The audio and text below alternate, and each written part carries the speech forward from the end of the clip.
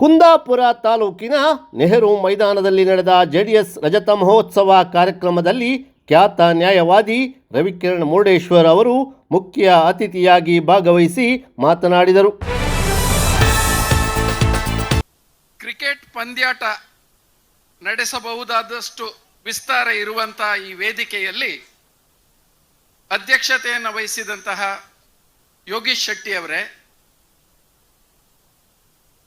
ಇಷ್ಟು ಕಾಲ ನಮಗೆ ಗೊತ್ತಿರದ ಉಪಯುಕ್ತ ಮಾಹಿತಿಗಳನ್ನು ನೀಡಿದಂತಹ ಕೃಷ್ಣ ರೆಡ್ಡಿ ಅವರೇ, ವೇದಿಕೆಯ ಮೇಲೆ ಇರುವಂತಹ ಎಲ್ಲ ಗಣ್ಯಮಾನ್ಯರೇ ಹಾಗೂ ಇಲ್ಲಿ ನೆರೆದಿರುವಂತಹ ಎಲ್ಲ ಮಹನೀಯರೇ ಮತ್ತು ಮಹಿಳೆಯರೇ,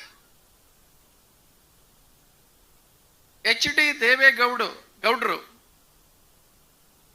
ಇವರ ಬಗ್ಗೆ ಇವರ ಬಾಲ್ಯ, ಇವರ ಹೋರಾಟ, ಇವರ ಸಾಧನೆ, ಆ ಪ್ರಧಾನಮಂತ್ರಿ ಸ್ಥಾನಕ್ಕೆ ಇವರು ಏರಿದಂತಹ ಅಚ್ಚರಿ, ಇದನ್ನೆಲ್ಲ ನೋಡುವಾಗ ಕೆಲವು ಮಾತುಗಳು ನೆನಪಾಗ್ತದೆ. HD ದೇವೇಗೌಡರು ಅಂತ ಹೇಳಿದ್ರೆ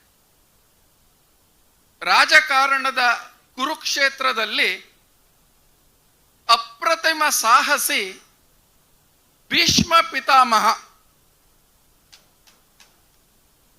ರಾಜಕೀಯದ ಚದುರಂಗದಲ್ಲಿ ಜಾಗ್ರತೆಯ ನಡೆಗಳನ್ನು ನಡೆಸುವ ಚಾಣಕ್ಯ. ದಶ ದಿಕ್ಕುಗಳಲ್ಲಿ ಇರುವಂತಹ ಸಮಸ್ಯೆಗಳನ್ನು ನೋಡಿ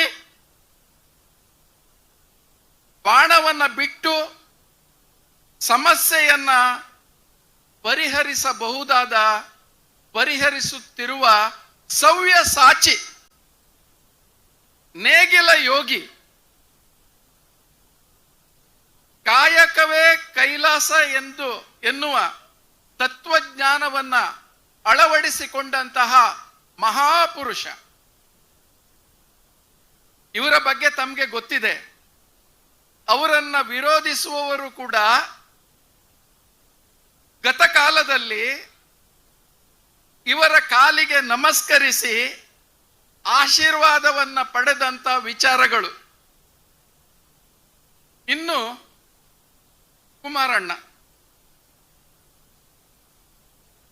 ದೊಡ್ಡ ಗೌಡ್ರು ಕೂಡ ಕುಮಾರಸ್ವಾಮಿ ಅವರನ್ನ ಕುಮಾರಣ್ಣ ಅಂತಾನೆ ಕರೀತಾರೆ.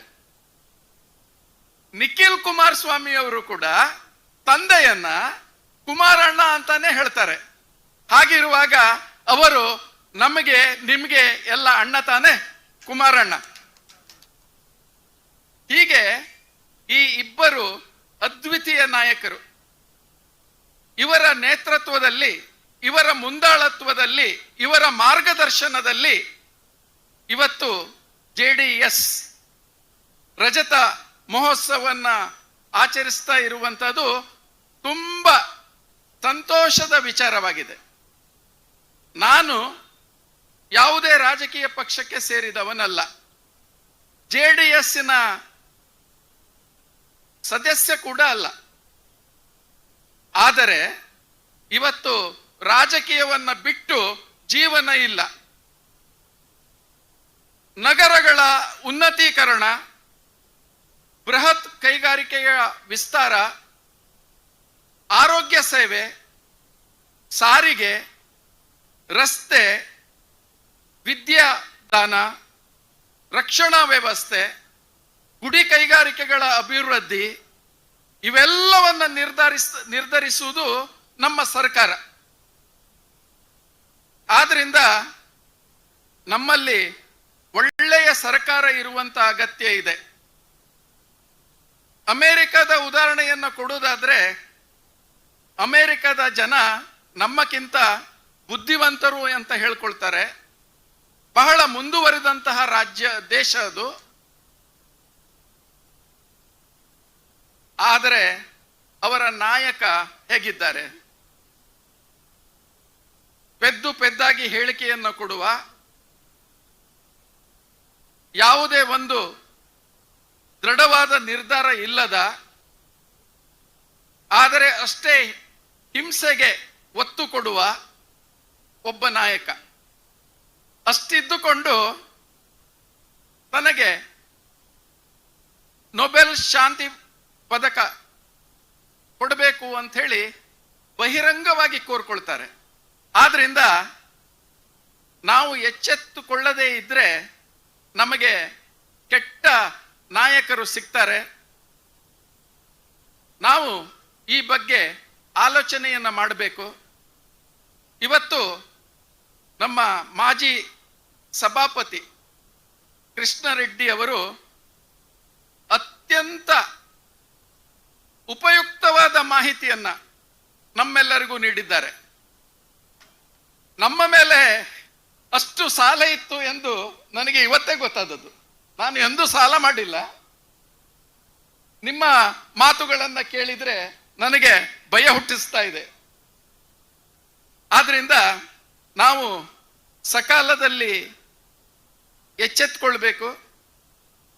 ಈ ರಾಜ್ಯಕ್ಕೆ ಒಂದು ಒಳ್ಳೆಯ ಆಡಳಿತವನ್ನ ನೀಡಬೇಕು.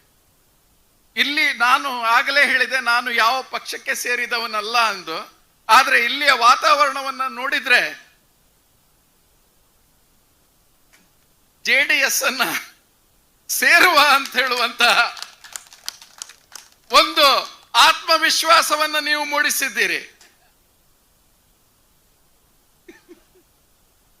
ಅದಲ್ಲದೆ ಕೃಷ್ಣರೆಡ್ಡಿ ಅವರು ಹೇಳಿದ್ದಾರೆ 2028ರಲ್ಲಿ ಅಧಿಕಾರಕ್ಕೆ ಬೇರೆ ಬರ್ತದೆ ಅಂತ. ಇದು ಮತ್ತೊಂದು ವಿಶೇಷ ಆಕರ್ಷಣೆ. ಖಂಡಿತ ಇವರು ಹೇಳಿದಂತೆ ಆಗಲಿ. ಮತ್ತೆ ನಾನು ರಮೇಶ್ ಕುಂದಾಪುರ್ ಇವರ ಬಗ್ಗೆ ಪ್ರಸ್ತಾಪ ಮಾಡಲೇಬೇಕು. ಇವರದ್ದು ಏಕಾಂಗಿ ಹೋರಾಟ. ಬನ್ನಿ ರಮೇಶ್ ಅವರು. ಏಕಾಂಗಿ ಹೋರಾಟ. ಮೊದಲಿನಿಂದಲೂ ಬಹಳ ಸ್ನೇಹಮಯ ವ್ಯಕ್ತಿತ್ವ. ಇವತ್ತು ನೋಡಿ ಎಷ್ಟು ಚೆನ್ನಾಗಿ ಮಾತಾಡಿದ್ದಾರೆ ಅಂದ್ರೆ ನನಗೆ ಆಶ್ಚರ್ಯ ಆಯ್ತು. ಅಷ್ಟೊಂದು ಮುಗ್ಧತೆ ಇವರಲ್ಲಿದೆ.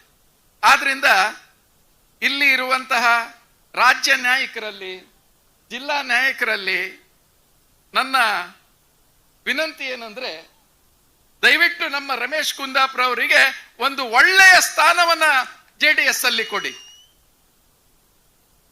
ತಾನು ಜಯ ಗಳಿಸುವುದಿಲ್ಲ ಅಂತ ಗೊತ್ತಿದ್ರೂ ಕೂಡ MLA ಸ್ಥಾನಕ್ಕೆ ಸ್ಪರ್ಧೆ ಮಾಡಿದ್ದಾರೆ. ರಾಜ್ಯ ನಾಯಕರ ಕರೆಗೆ ಕೈಗೊಟ್ಟು ಅಂತಹ ವ್ಯಕ್ತಿ. ಈ ರೀತಿ ಹೇಳಿ ಅಂತ ಇವರು ನನ್ನ ಹತ್ರ ಖಂಡಿತ ಹೇಳಿದ್ದಿಲ್ಲ. ಆದ್ರೆ ಇವರ ಚಟುವಟಿಕೆಯನ್ನ ನೋಡಿದಾಗ ಈ ಮಾತನ್ನ ಯಾಕೋ ರಾಜ್ಯ ನಾಯಕರಲ್ಲಿ ಹೇಳಬೇಕು ಅಂತ ನನಗೆ ಅನಿಸಿತು. ಹೀಗೆ ಇವತ್ತಿನ ಕಾರ್ಯಕ್ರಮ ಒಳ್ಳೆ ರೀತಿಯಲ್ಲಿ ನೆರವೇರಿದೆ. ಎಲ್ಲರಲ್ಲೂ ರಾಜಕೀಯ ಜಾಗೃತಿ ಬರಲಿ. ಒಳ್ಳೆಯ ನಾಯಕರನ್ನ ಆಡಳಿತಕ್ಕೆ ಕಳಿಸಿಕೊಡಿ ಅಂತ ವಿನಂತಿ ಮಾಡುತ್ತಾ ನನ್ನ ಮಾತುಗಳಿಗೆ ವಿರಾಮ ನೀಡ್ತಾ ಇದ್ದೇನೆ.